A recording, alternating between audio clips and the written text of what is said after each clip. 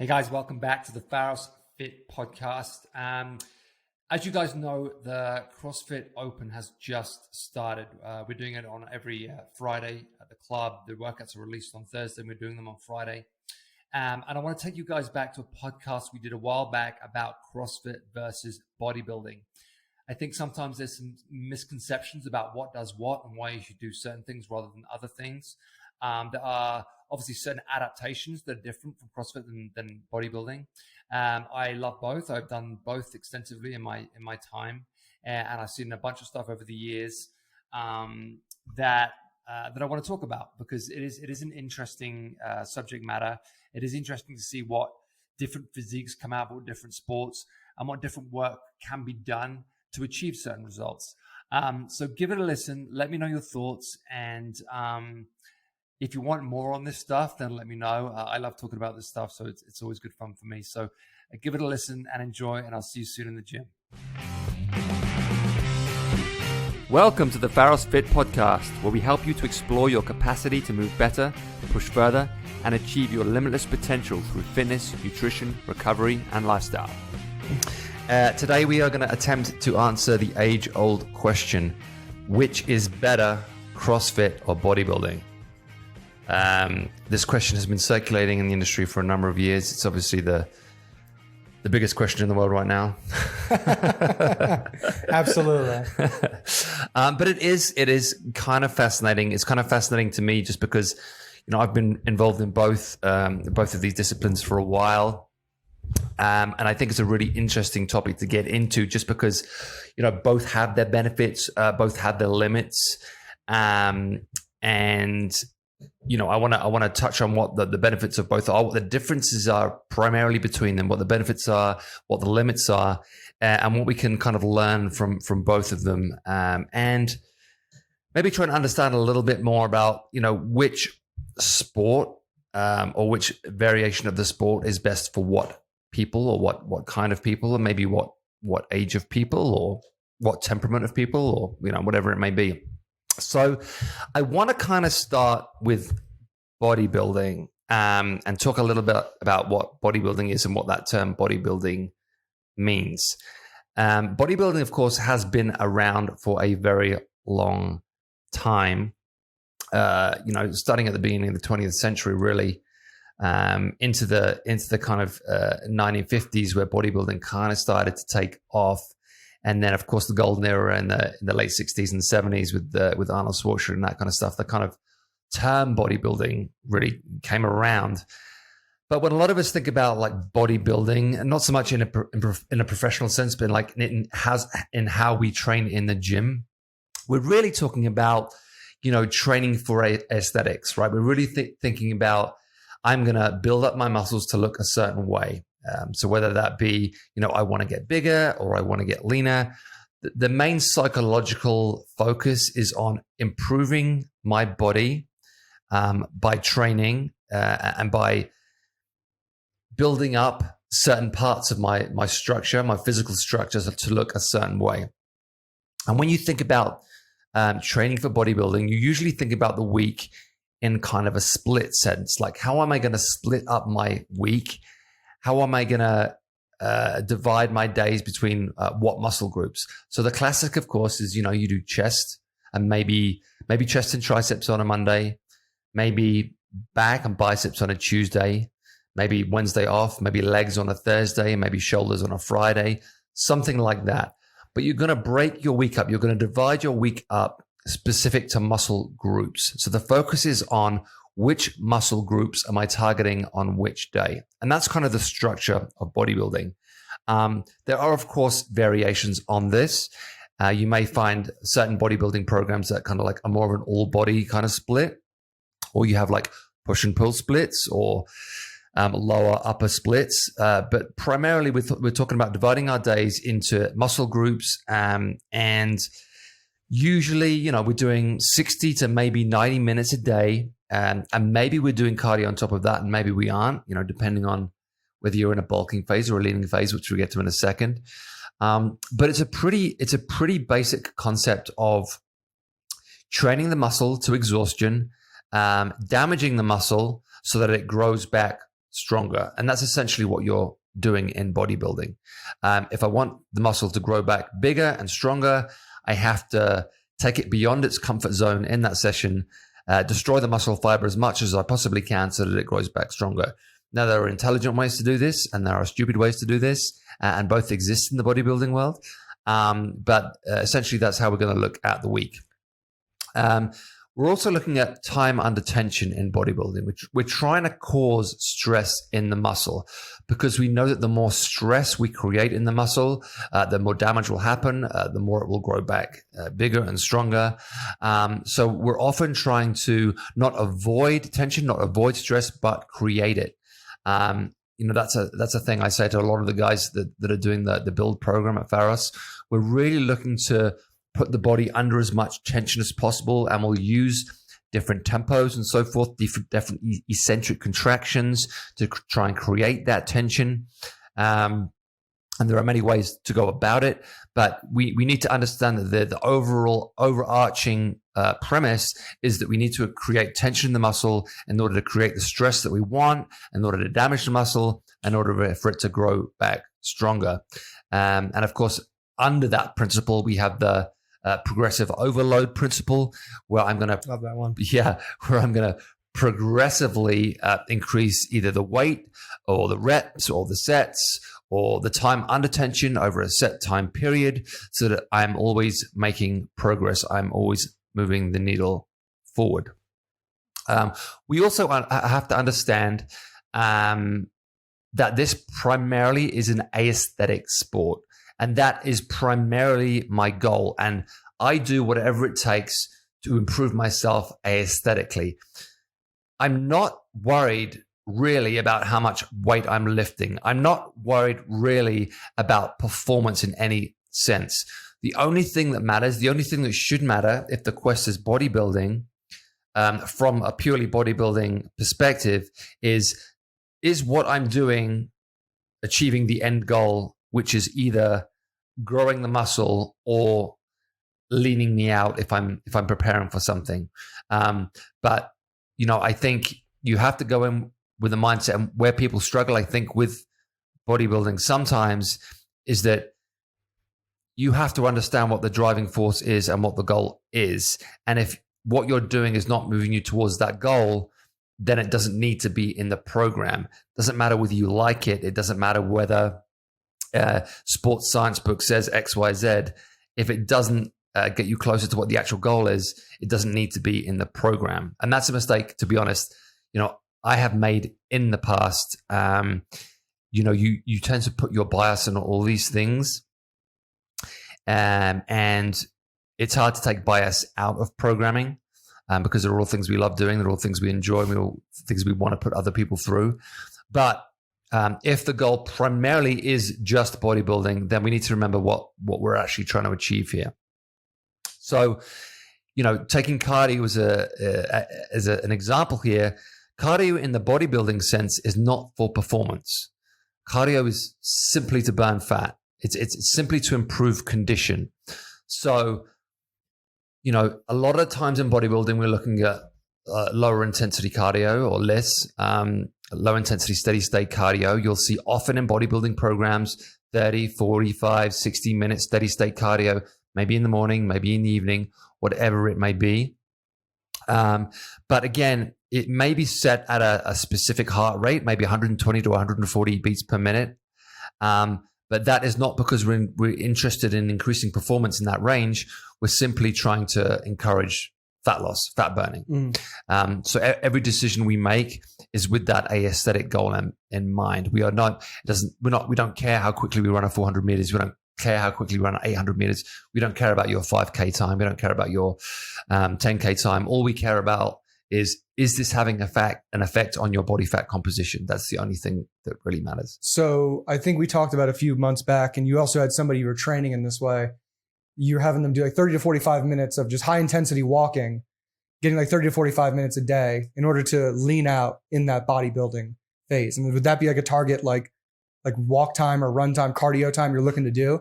Right. Yeah. And again, it may vary on where they are in the program. Like, let's say you're doing a 12-week program. earlier on in the program, you might be doing less cardio. So you might only be doing like 30 minutes 3 times a week. And then as you get closer and closer to the end date, like the peak performance or the peak appearance date, you might increase that cardio to 45, 60 minutes. It might go to 5-6 days a week. So it's a progressive overload of that cardiovascular work. But again, it has nothing to do with performance and everything to do with fat loss and everything to do with what you look like. So when I think about cardio for bodybuilding, I'm looking to work in the correct like heart rate range to have the effect that I want, but I don't care about like how quickly I do something or the time of something or the performance element of it. That said, there are people that do like HIIT, that do higher intensity cardio work for fat loss.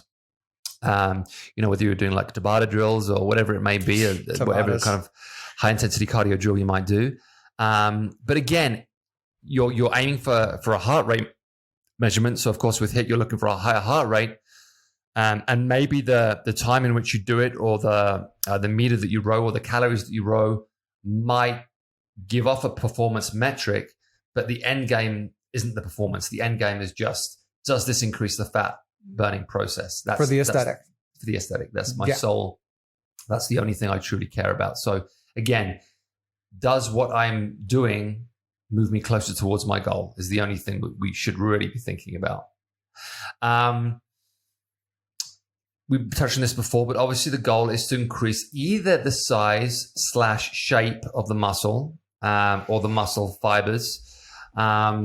So we are going into it with the mental approach that I'm selecting exercises and movements that either increase the size or improve the shape of the muscle, or increase the size of the muscle fiber.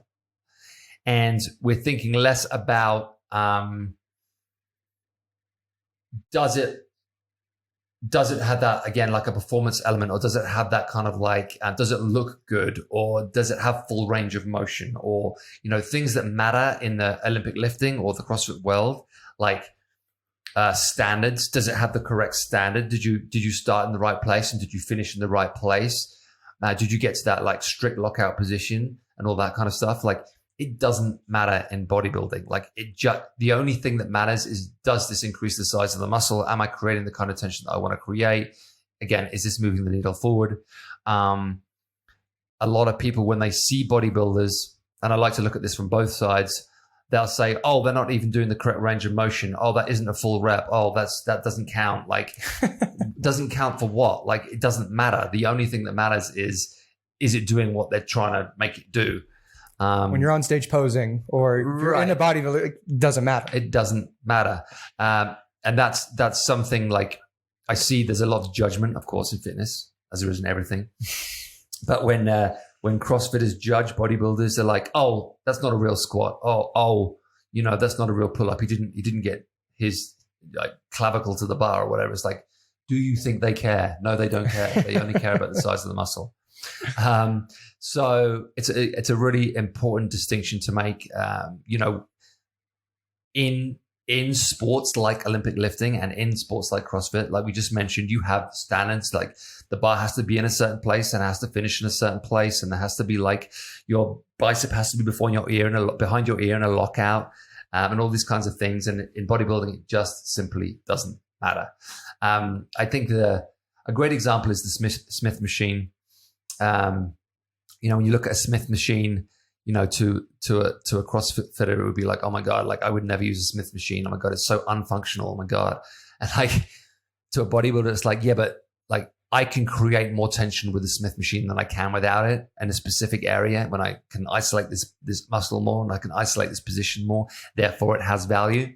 And so again, different things will have value to different people, and you need to open your eyes to what the goal is and not what your feelings about it are. Mm-hmm. Like, I think there's a lot of people now in the industry that like are approaching everything now from a functional point of view and thinking about like athletic movement, but they're not considering like the reason why a bodybuilder might make certain choices about certain exercises. Same thing with like a leg press. Like it was so funny, like in a CrossFit gym 10, 15 years ago, you would never have seen a leg press because it was like, oh my God, that's so unfunctional. And now, of course, you see them more and more because people are saying like, well, okay, but if I have underdeveloped quads and my back is dominant in the back squat, then maybe the leg press has some value, and then maybe I should have it in my CrossFit gym. So again, to a bodybuilder, leg press is a no-brainer. Like I'm definitely gonna have a leg press because I want to like overload the quads in this position. I can isolate more. I can create more of the tension that I'm trying to create. Therefore, I'm going to do it. Whereas to a CrossFitter, that's going to make less sense. Whereas I just said, I think it's making more sense as time passes by. Yeah. What's interesting is like coming up, you think like you start all those regiments, the bodybuilding regiments is how you grow up. Like, hey, I'm doing this at 16, 17, tries and chest on this day, back and bis another day. But if you're an athlete, maybe bodybuilding regimens aren't the thing you necessarily should be doing. You should be adding some plyometrics in with some of those strength training exercises more along the CrossFit side. So it's like weird that the education is so mismatched of what you should be doing, what you are doing. Well, a lot of it comes back to the argument of like, what is real training? And that is just such a stupid question to ask because it all depends on what the goal is, obviously. Exactly. So you can't say that isn't real training because if you don't appreciate what the sport is and what is involved in the sport and what the end game of the sport is. It's the same argument on the flip side with like kipping pull-ups and butterfly pull-ups. It's like people on the internet, like we internet warriors looking at CrossFitters going, that's not a real pull-up. It's like, oh my God, like how many times do we have to have this argument? The girl doing 50 unbroken chest to bar pull-ups, butterfly style, I guarantee you she can do more strict pull-ups than you. I guarantee it. It doesn't mean she can't do them correctly. It's just a better version of that movement for that specific sport. So you can't take the bias that you have from your sport and put it on another sport. You have to appreciate the sport for what it is and what that sport is trying to achieve. And I think, again, people go into, we can talk about this on all elements of life, right? People go into every argument with their own specific bias from their own framework, from their own point of view, and aren't really considering what the other side is or what the other side is trying to do or the nuances of that particular discipline. So, it's fascinating to me when I hear those arguments. We can also think about bodybuilding, both from a training perspective and a nutritional perspective, as kind of like a bulking, leaning operation. If you look at the way these kind of programs are created, often there'll be a bulking phase followed by a leaning phase. So maybe it might be an 8-week bulk and a 3, 4, sometimes 5, sometimes 6 leaning phase, depending on how much work needs to be done. So you tend to see this, like,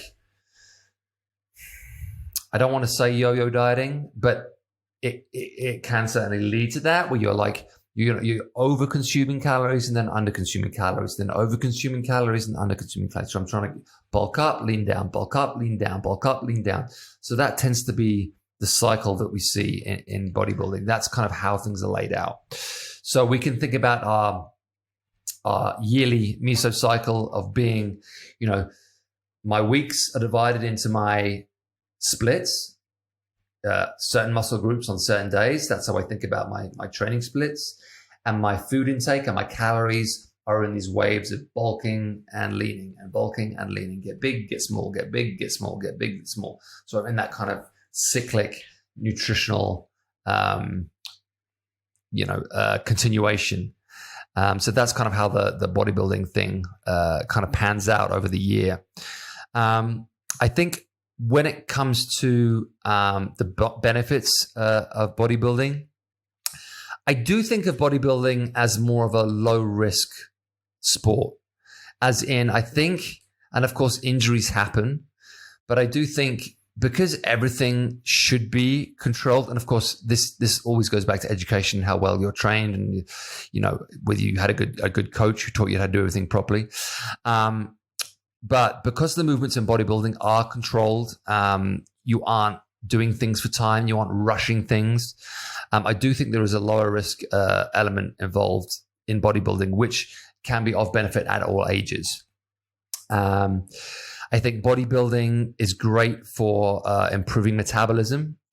We always say, really, the ultimate goal is to improve metabolism. It's to consume as many nutrients as you possibly can without gaining body fat. And in order to do that, I have to have a good amount of lean mass on my body. And I create lean mass through bodybuilding techniques. Therefore, bodybuilding is great for metabolism and thus overall health. As I get older, it is to my advantage to have as much muscle on my body as I can. It will support my skeletal strength. Bodybuilding will increase your ligament density, as well as your muscle fibers and your tendons. Tendon strength, skeletal bone strength, that's going to be improved by bodybuilding. All these things are going to increase our longevity as human beings. We're going to hold better posture for longer. We're going to be, because of that, we're going to be more functional for longer. We're going to feel better for longer. We're going to keep our hormones healthier for longer. We're going to keep testosterone higher. We're going to keep growth hormone higher. And that's, we're not even touching on the drug thing here. We're just talking about training for training's sake. Training, just weight training, just bodybuilding style training will improve testosterone and growth hormone. We'll of course hopefully we'll look better naked, which makes most of us feel a little bit better. Great for energy and great for just like general motivation in life. Just that gives you that kind of get up and go and helps your mindset. Like, if I don't train, on a daily basis, like something mentally happens to me. It's just, I don't feel myself. I don't feel good. I need the stimulus of training to give me the minerals I need to get through the day, and to stay positive, and to stay in the right frame of mind, and to stay motivated in my work, stay motivated in my relationships, and all that good stuff. So I think there are a ton of benefits to bodybuilding. I think it's been around for a long time. People now understand how good it feels, understand the benefits, and it's bodybuilding certainly isn't going anywhere. As to the limits of bodybuilding, I know for myself, and this is not true of everybody, but if you do a bodybuilding program for long enough, and if you're just doing strict bodybuilding, there's a certain boredom factor that kicks in with me. It doesn't have the same kind of energy behind it that CrossFit can have. It doesn't have the same kind of community feel behind it, because it's often more of a solitary sport. Like, you may have a good training partner, which is a huge benefit, but it doesn't have the same kind of group mentality, that group camaraderie behind it that can really keep you motivated, keep you in the game. It doesn't have the same sense of competitiveness on a daily basis that other sports have. So, if you're playing a game or you're playing a sport and there's a winner and a loser and all that kind of stuff, there's a competitive nature to that can be fun and can be, can get the best out of you. I think it's hard to sometimes get the best out of yourself when it's just you on your own in your garage or in your gym with headphones on. It can be hard to push the level to where it needs to be. I think there can also be somewhat of a lack of variety in bodybuilding.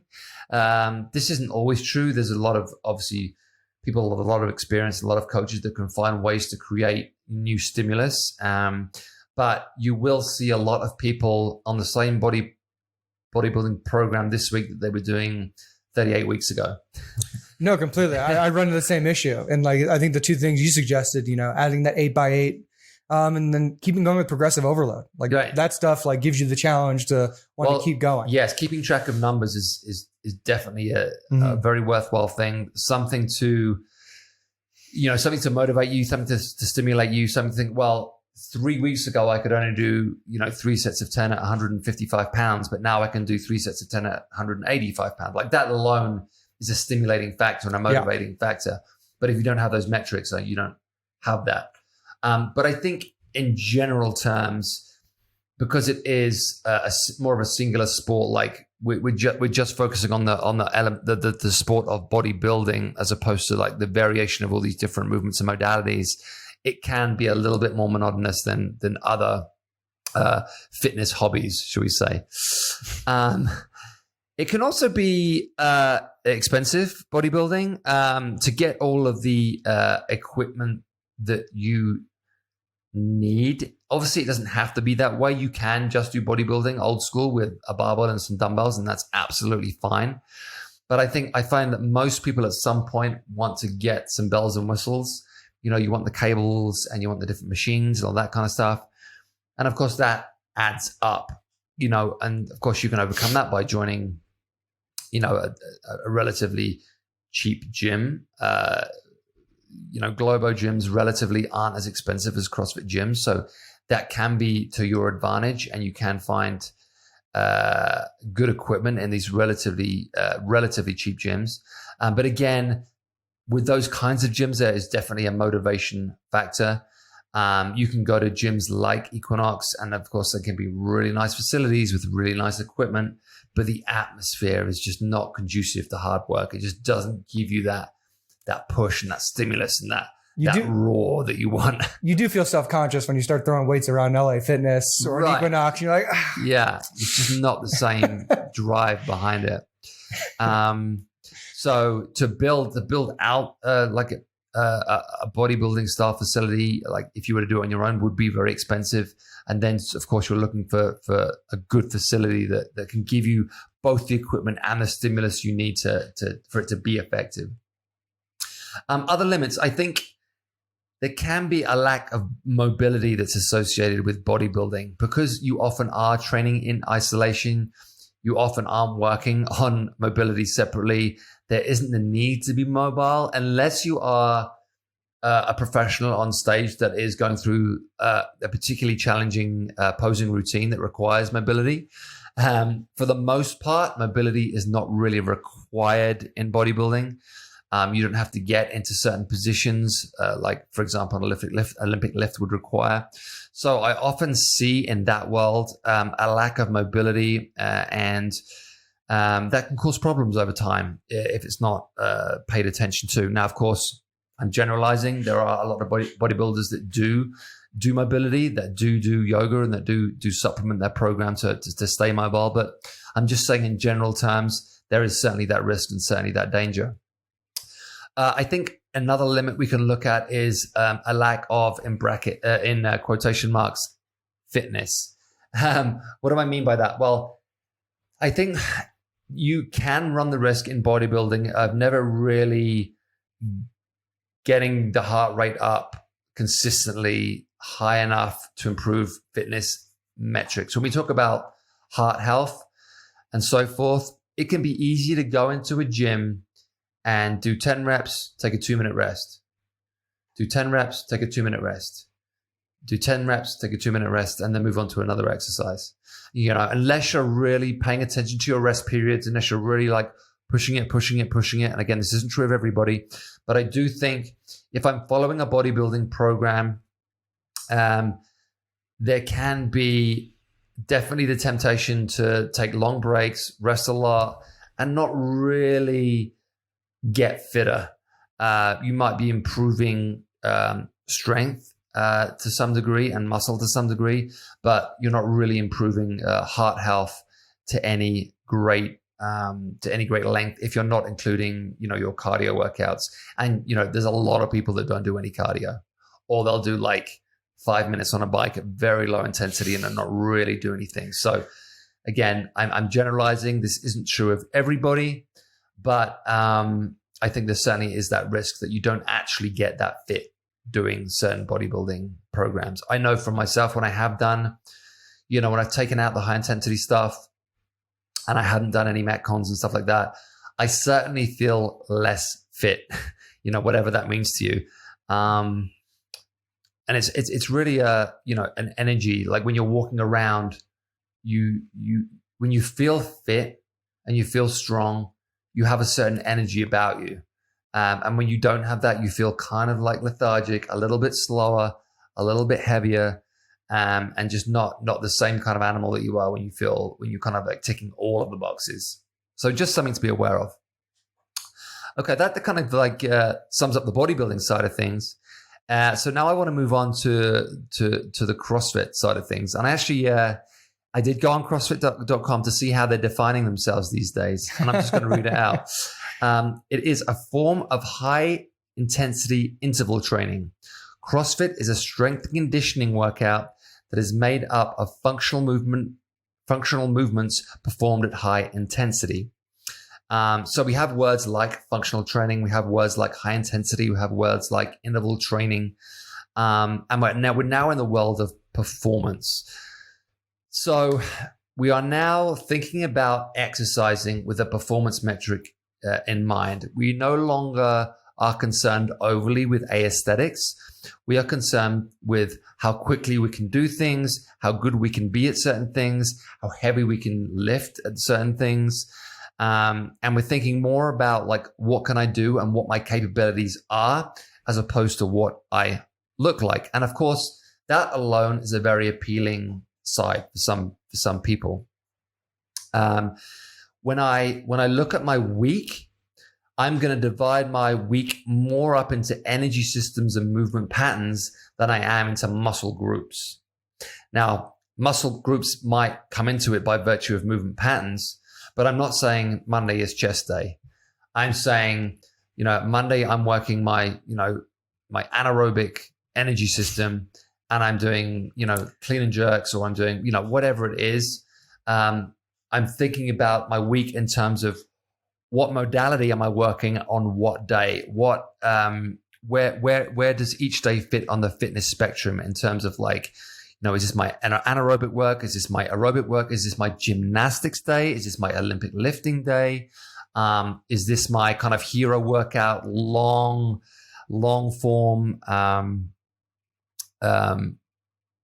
of like mixing everything up kind of day, or that kind of like stamina, muscular stamina kind of day, aerobic base day? Is it monostructural day? So there's all these different things that can come into a CrossFit program that again focuses more on the overriding need to perform at my best at all these different disciplines. So that to a lot of people is very appealing, right? Because I'm gonna learn all this cool shit. I'm gonna be capable of all this cool shit. I'm gonna be a good all-round kind of GPP athlete. I'm gonna be good across the fitness spectrum. I'm gonna have a good amount of aerobic capability. I'm gonna have a good amount of anaerobic capability. I'm gonna have a good amount of strength, and I'm gonna have a good amount of ability and agility. And I'm burning a lot of calories while I'm in that session. Exactly. So again, you can see why that appeals to a lot of people. It ticks a lot of boxes, and it seems super fun. When I look at CrossFit, I'm really thinking about efficiency rather than tension. I'm no longer concerned with creating tension for the sake of tension. Tension will happen in an Olympic lift because I'm trying to lift a huge weight. But really, I'm thinking about efficiency. I'm thinking about how quickly I can do something. When you do an Olympic lift, or you're doing muscle ups or things like that, you're not thinking about, I want to create as much tension in this movement as I can. I want to make it fluid. I want to make it fast. I want to make it explosive. I want it to flow. So we're thinking more about efficiency than we are about tension. With this goal of performance, the aesthetic obviously takes a back seat. Now, you obviously change the way you look by virtue of the things that you do.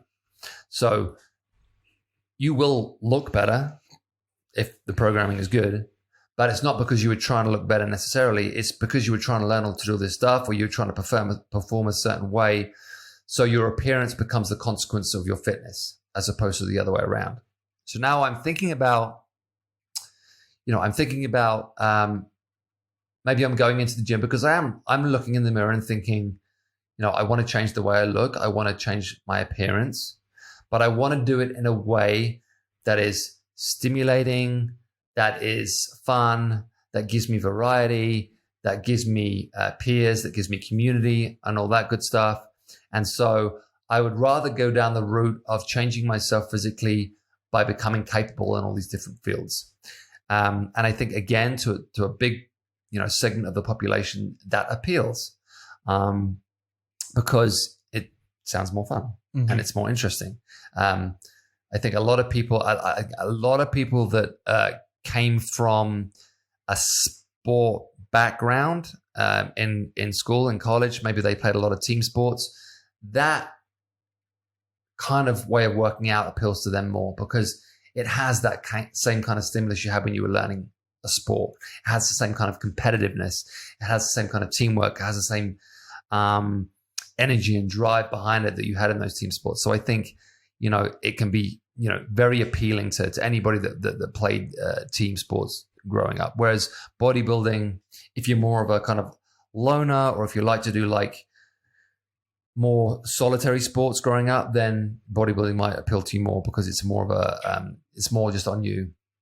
But the people that like to compete and like the stimulus of competition, and the people that say to themselves, I want to be Batman, go down the CrossFit route because they want to be good at everything. And on the flip side of that, just to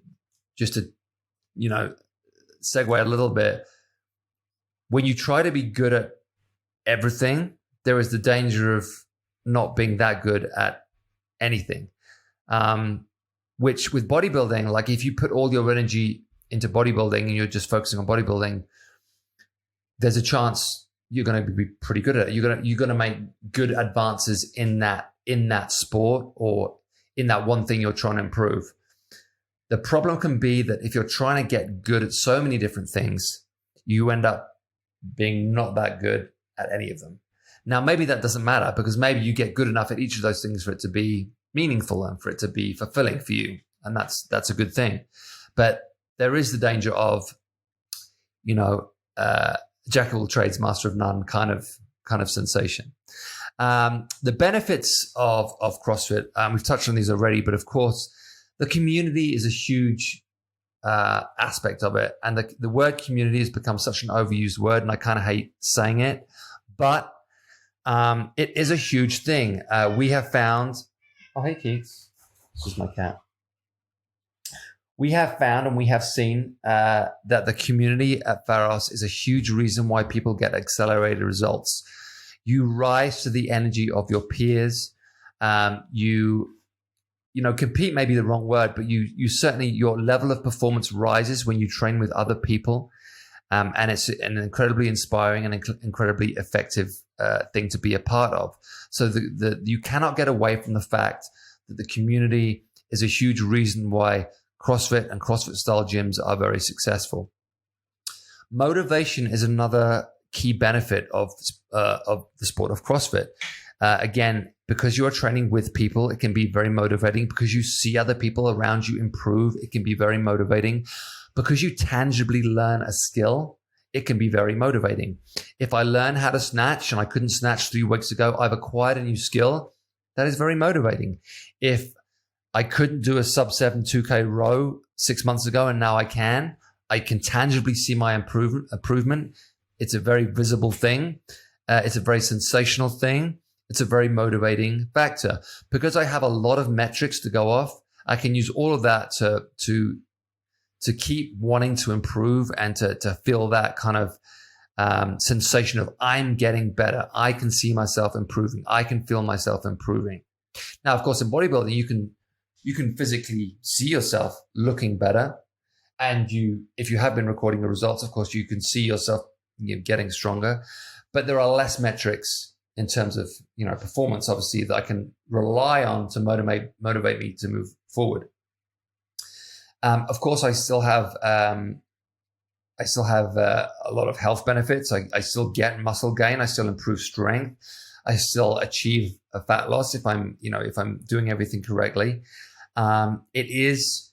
It can be, and this can be good or it can be bad, but it can be an addictive sport. So it because of the competitive nature of it, and because of the improving capabilities kind of nature of it, it can be very addictive. I want to get better at this. I want to get better at this. I want to get better at this. You keep going, which can be good because it gets you in the routine. It gets you out of bed every day. It gets you in the gym every day. It gets you to buy all that equipment from Noble every day, everything that you don't need. But it can be that can be a very effective way to get someone, hooked on exercise and to build good habits of going to the gym. I see another huge benefit I see of it is motivating for people of all ages. You only have to look at CrossFit now to see very young people getting involved in CrossFit, as well as very old people getting old is, relative. But, as an old man, there are 50, 55, 60, 65-year-old people who are very good at the sport of CrossFit. And it's Lecca. Lecca, who's been on the podcast, Lecca Feynman, who's just, again, qualified for the CrossFit Games. That is giving an outlet to people of certain ages that just didn't exist before. Like, yes, there are masters events in bodybuilding, but it's not on the same level as in CrossFit.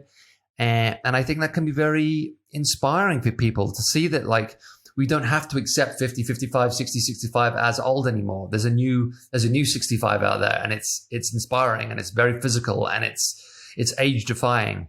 And I think to a lot of people, that's a huge benefit and a huge motivating factor. Also, CrossFit really gave us the gift of the barbell back. For the longest time, with bodybuilding, people got away from the barbell. They were just using machines all the time. They got away from athletic lifting, and they stopped using so many free weights and started using more and more machines. And with CrossFit, you really saw the return of the barbell, the return of Olympic lifting, the return of those disciplines that are hugely effective and hugely beneficial that had been kind of like cast aside for a good amount of time. So, I think that's a huge benefit of the sport of CrossFit. It really did reignite a lot of people's passions for those disciplines. Now, when we think about limits in CrossFit, and again, I'm going to talk in general terms because there are people that are very good at programming CrossFit, and there are very good CrossFit boxes out there that do a great job. But if done poorly, and this is true of bodybuilding as well, but I think more so in CrossFit, there is a higher risk of injury. There is a higher, because the movements are more complicated, are more technical, there is a higher risk of doing it wrong, doing it poorly, and injuring yourself. And we do see this time and time again. And people can argue all they want about it, but it's a fact. I've seen it. It happens. It's just a nature of the sport. If you're doing high technical movements, particularly if you're doing high technical movements for time, particularly if you're doing high technical movements for time at a heavy weight, the risk of injury is going to go up. It's just common sense, and it happens. There's also the temptation to rise above where you're at more quickly because you're seeing other people around you do it. It's like, I want to do that. I want to do that. I want to do that. Your body is not ready. You are not ready. You don't have the ability yet.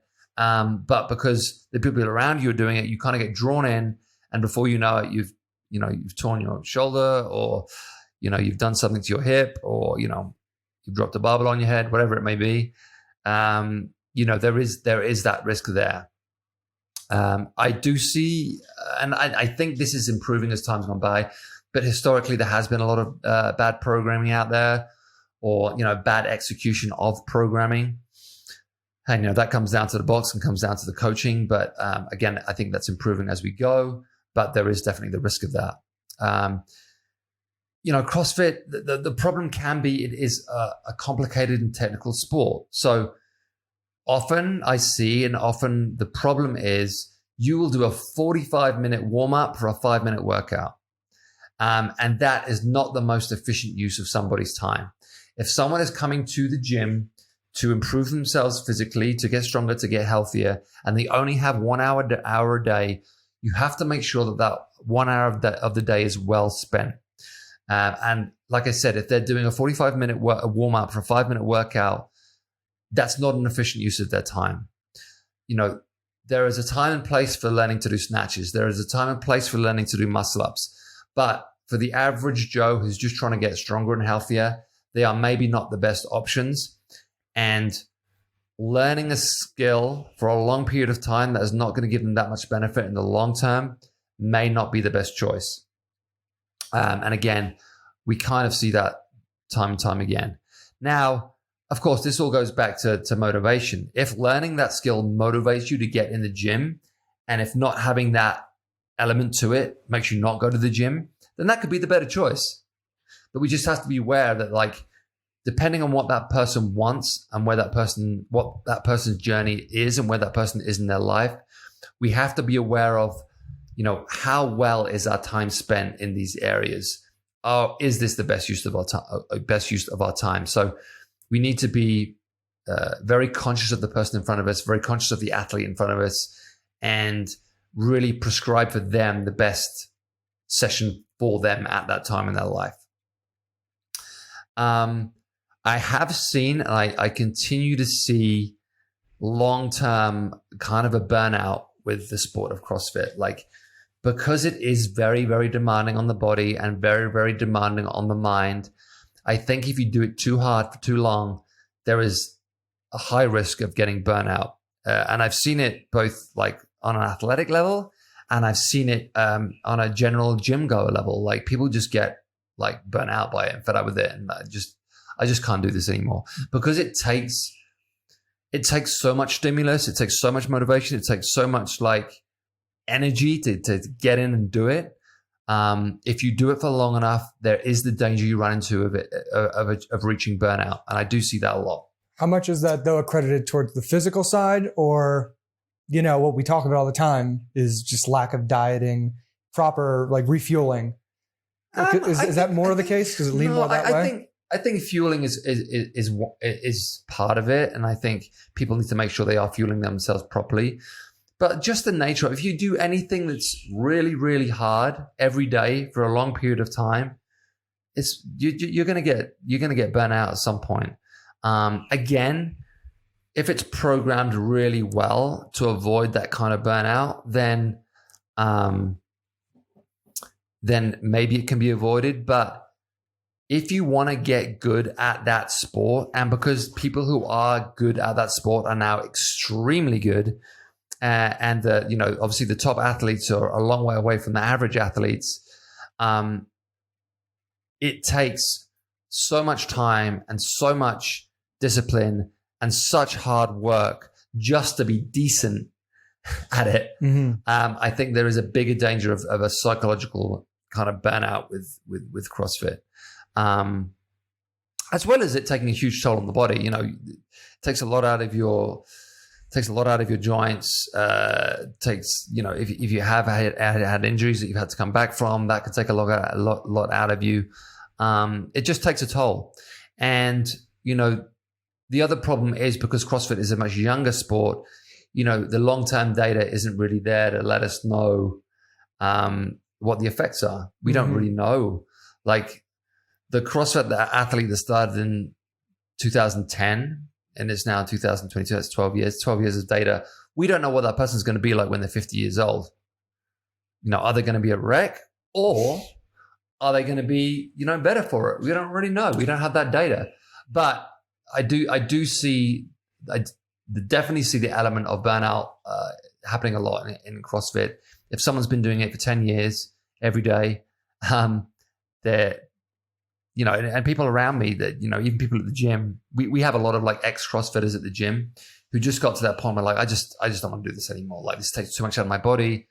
I'm just not willing to take the risks anymore. And I just don't feel like it. I don't feel like it. So that is definitely a risk. You know, motivation. We talked a lot about CrossFit being a motivational thing, and it can be extremely motivating in the beginning and extremely inspiring in the beginning.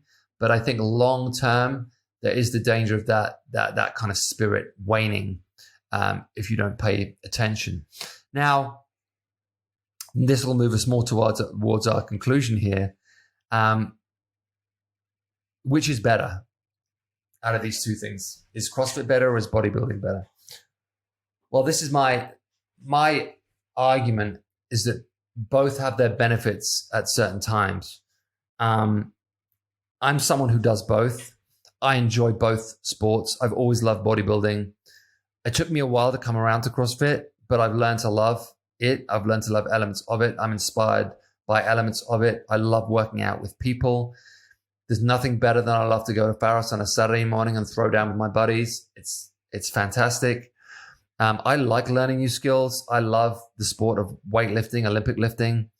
I love being capable and athletic, in quote marks. I'm not very athletic, but I love the feeling of being athletic. But there are days when I don't want to do that. Like there are days when I don't want to do CrossFit. I just want to do bodybuilding, and I'll listen to myself in those days, and I'll just do bodybuilding.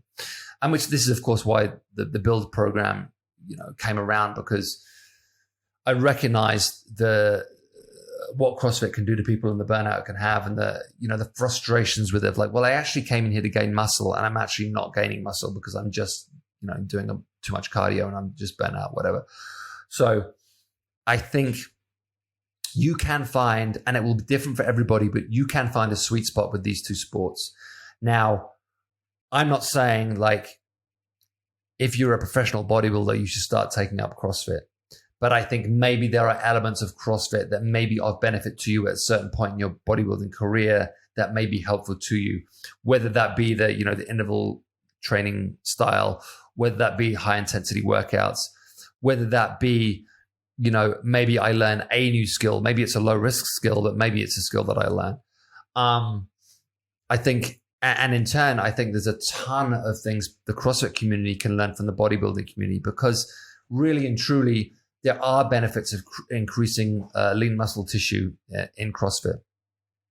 Whether that be hamstring development, whether that be calf development, whether that be lat development, whatever it may be, I think the good CrossFitters at a certain point realize the benefits of certain bodybuilding techniques, and they will put it in their accessory work. So, of course, the big compound lifts and the athletic lifts and the Olympic lifts and the gymnastic stuff, that will always be the mainstay of that CrossFit world. But more and more, you see this inclusion of bodybuilding in their accessory programming, and that's a great thing, because it's an important thing, and it's a very smart thing to do.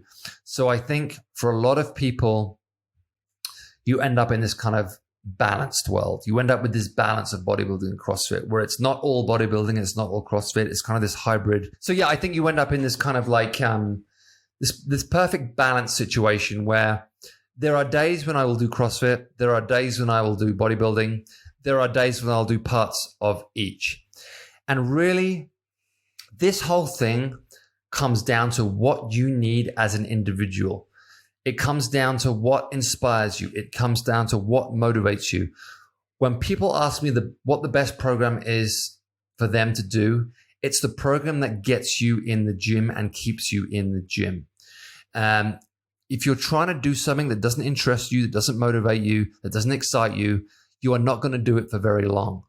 You have to do the thing that gets your shorts on, gets your sneakers on, and gets you in the gym. Now, again, there are days when for me, sometimes that's just bodybuilding and I want to just bodybuild. Some days for me, that's CrossFit and I want it to be CrossFit. It just depends on how I'm feeling and what's stimulating me at that time. So no one should feel guilty about wanting to just do bodybuilding. No one should feel guilty about wanting to do CrossFit or any other, sport that you may be doing at the gym, because really and truly, the only thing that matters is it's getting you in there. It's making you feel good. It's making you improve. It's giving you social interaction. It's getting you healthier. It's getting you fitter. It's stimulating you. It's improving your mindset. It's doing everything that it needs to do to make you a better, more functioning human being. I think we pay too much attention to you should do this and you shouldn't do that. And we should pay more attention to I'm going to do this because it makes me feel good. It makes me feel a certain way. And I don't mean I'm going to eat this giant birthday cake because it makes me feel good. I mean, I'm going to do this kind of fitness because today this is the right choice for me, because it excites me, it interests me, it's going to fulfill what I wanted to fulfill, and it's going to keep me going to the gym. So don't think of CrossFit and bodybuilding as these two sides of the different coin. They both have their benefits. They both have their limits. They are both incredibly effective. They are both incredibly useful. I've been doing both for a long time. I'm pretty sure I'll continue to do both for a good amount of time to come. But there's a lot we can learn from both sports, and there's a lot of crossover between these disciplines.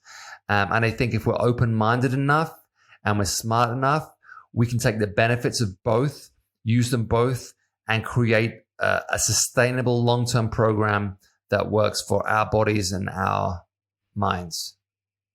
Does that make sense, Brandon? Absolutely.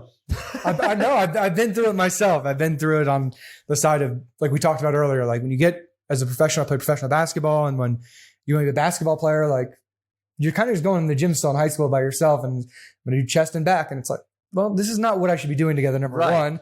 And it's like, I need to be having some kind of explosion, some kind of plyometric in with the strength training, but there was no barbell emphasis, which should have been there. I should have been doing some a little bit more front squats, some cleans, and a lot of hex bar deadlift back then to really emphasize the explosion and building the strength in that movement. So, you know, I've loved what I've gotten more into CrossFit, like you said. I've loved the barbell stuff. The bodybuilding stuff that you've emphasized there, because like you said, I'm 32, but you get to that point where it's like, where else can I go with training? Right. Where else do I want to go? Right. And getting into the gym every day, or finding a way to get in there 4 to 5 times a week, finding a way to stay motivated, look good naked. You know, it always comes back to that for a bunch of, but it's a real thing. It's a real thing. And, you know, keeping my heart rate to that level of trying to get to the 75 to 85% for 30% of my workout is kind of the thing I'm looking for. And if I can do that